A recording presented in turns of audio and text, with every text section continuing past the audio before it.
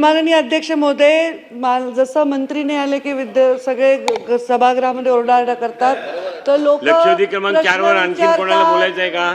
लोक प्रश्न विचारतात, मग आम्ही ब्रीफिंग घेतो, दिवसभर थांबतो, आमदार जातात, त्याच्याबद्दल काय? लक्षवेधी क्रमांक 4 वर कोणाला विचारायचं आहे का?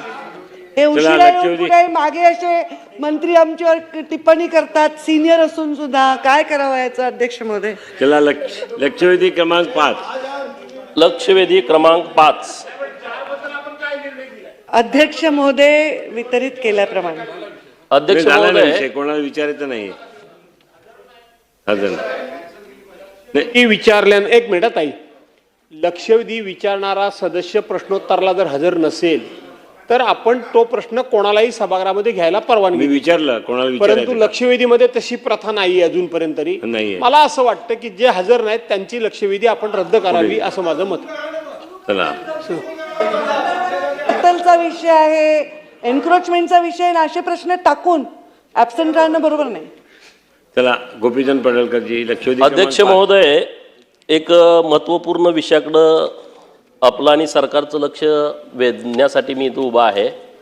आता हे बिझनेस आहे ना, महाराष्ट्र बिल काढायचं आहे, हे शेती प्रधान राज्य आहे. चर्चा आहे. शेती आणि शेतीपूरक व्यवसाय मोठ्या प्रमाणामध्ये आपल्या महाराष्ट्रामध्ये चालतात. पण असे काही अनेक समाज आहेत की ज्यांच्याकडे शेती नाही आणि त्यांच्याकडे वेगवेगळे परंपरागत प्राचीन कालापासून व्यवसाय वेगळे चालू आहेत.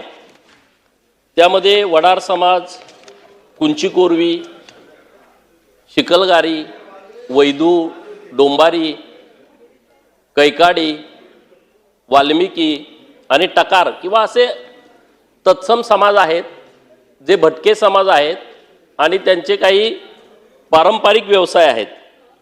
यामध्ये वराह पालन हा पारंपरिक व्यवसाय हे अनेक समाज करीत आहेत.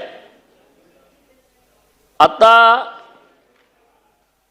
नवनवीन घडामोडी पाहण्यासाठी स्टार महाराष्ट्र न्यूजला सबस्क्राईब करा आणि ताज्या बातम्यांचे अपडेट मिळवण्यासाठी बेल आयकॉनला प्रेस करा आणि परिपूर्ण बातमीबरोबर रहा, इतरांपेक्षा एक पाऊल पुढे.